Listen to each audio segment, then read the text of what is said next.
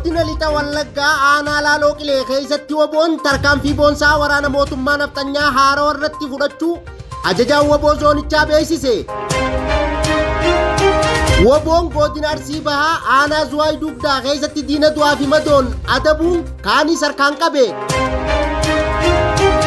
Shaggar aanaa Boosaat keessatti murni mootummaa nafxanyaa Haaroo qabeenya uummanni waloon qabu saamanii guurrachuu jiraattonni himan. Godina Bahaa Harargee aanaalee garaagaraa keessatti ergamtoonni mootummaa nafxanyaa Haaroo bishaan dhugaatii jiraattota irraa kutuun dararaa ulfaataa qaqqabsiisaa jiraachuun ibsame. Gurraan dhala 17,2026 ashamaa harka fuulee hordoftoota miidiyaa walabummaa Oromiyaa kanneen hangafoota oduutii bal'ina oduutiif hanga dhuma sagantaa keenyaatti naa waliin turaan afeerraa kooti.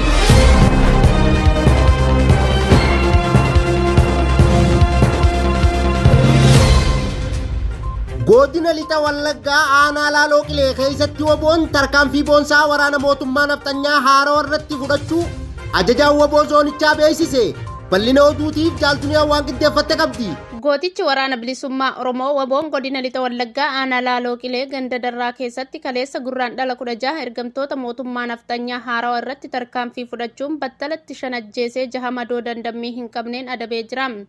Gama meeshaatiin qawwee keemii 3 hidhannoo 3 dugda diinarraa hiikuun galii mooraa qabsoo bilisummaa Oromootiif oolchee jira. Tarkaanfilee woboon zoonii cufa keessatti fudhachaa jiru ergamtoota uummata dararuuf bobbaafaman kan yeroo kamuu caalaa rifaasisuu guddaa keessa galchee jira. Injifannoon uummata Oromoof. Woboon godina Arsii Bahaa aanaa Zuwaay Dugdaa keessatti diina du'aa fi madoon adabuun kaanis harkaan qabe. Bal'ina oduutiif Jaal Magarsaan waan qindeeffate qaba. Irree fi gaachanni akkasumas wobiin saba Oromoo woboon zoonii Harsadee godina Arsii Bahaa aanaa Zuwaay Dugdaa ganda arbaa bittee keessatti waraana mootummaa nafxanyaa Haarawa achi qubattee achirraa bobba'uun qabeenya uummataa saamtuu fi mana uummata nagaa gubdu gurraan dhala 16 diinatti weeraruun akka hin jirre taasisee jira. Tarkaanfii ilaalessaa woboon moorichatti fudhate kanaan hidhattoota 15 ol ajjeesuun 10 ol immoo madoo salphaa fi cimaan adabee qawwee AKM cabsii 23 gumbii 15 akkasumas kophiilee waraanaa fi yaadannoo garaagaraa irraa hiikuun milishoota mootummaa nafxanyaa Haarawaa sirna gabroonfataa Abiy Ahmad torbaffaa fi kaabinee aanichaa tokko harkaanis qabeera.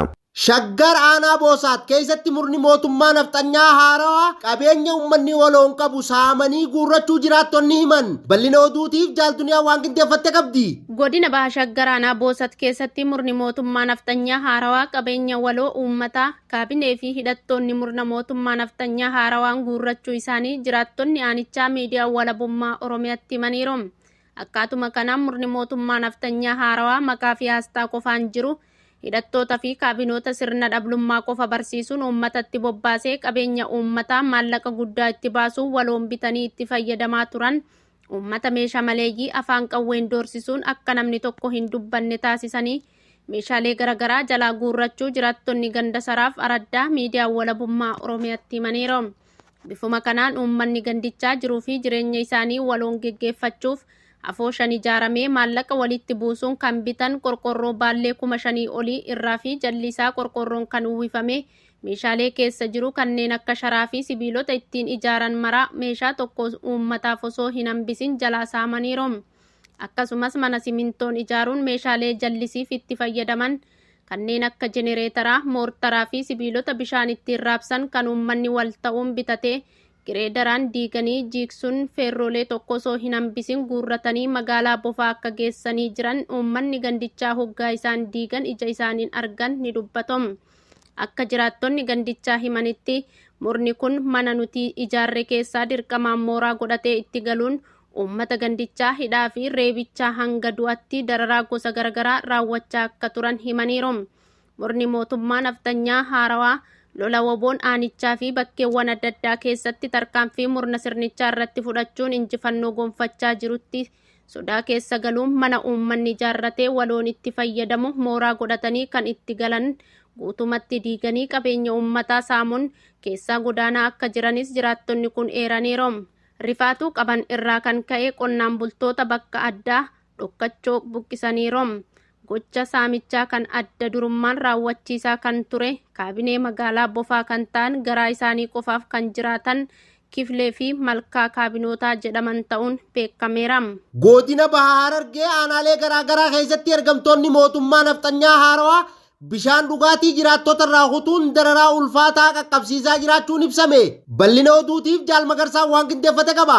Godina Harargee Bahaa aanaalee akka Malkaa Balloo, Gooroo Muxxii, Gumbii, Meettaa Qarsaa fi Baddannoo keessatti gaafa Guraandhala 13 bara 2026 jala deemtonni sirna nama nyaataa mootummaa nafxanyaa haarawaa kanneen aangoo teessuma nam-tokkee tiksaa jiran aanaalee kana hunda irraa tajaajila hawaasaa kan ta'e bishaan dhugaatii irraa kutuun jiraattonni rakkoo ulfaataa keessa jiraachuun miidiyaa walabummaa Oromiyaatti himan.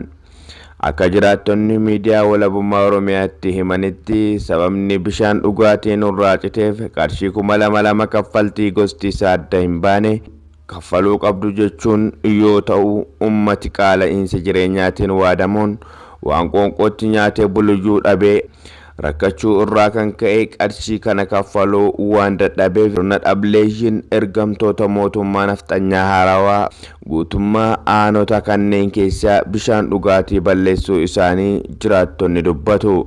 Murni mootummaa nafxanyaa haarawaa diinagdee empaayiratti bututtuu yeroo baraaruuf jecha gama isaaf danda'ame maraan ilmaan Oromoo mataa gadi qabachiisuuf gochawwan jal'ina adda addaa raawwachaa jira. Eegaa hordoftoota miidiyaa walabummaa Oromiyaa oduu namaaf qabnu kanumaa oduu birootiin hanga walitti deebinuu nagaan nuuf tura. Horaa bulaa deebana.